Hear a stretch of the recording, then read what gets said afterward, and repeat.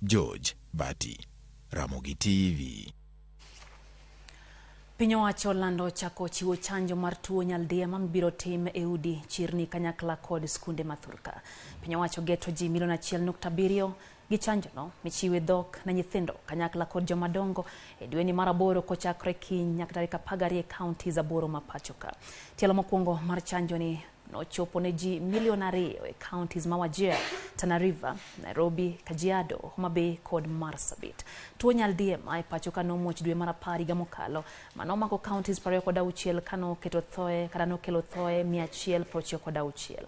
Chanjo no nolandi ni owinjo chiwe diriyo, kata kamano kaluwore kod nok mare, piny owacho biro chiwo mana dose achiel kende. Granted us 1,533,199 doses of the oral cholera vaccine for our upcoming campaign, which is scheduled to begin tomorrow, the 3rd of August 2023.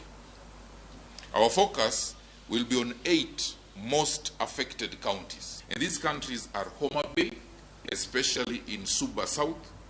In Kajiado, we are looking at Kajiado East. In Marsabit, we are looking at Moyale, Kamkunji and Embakasi Central in Nairobi County, Wajir North in Wajir, Mandera East in Mandera County, Machakos and Garissa.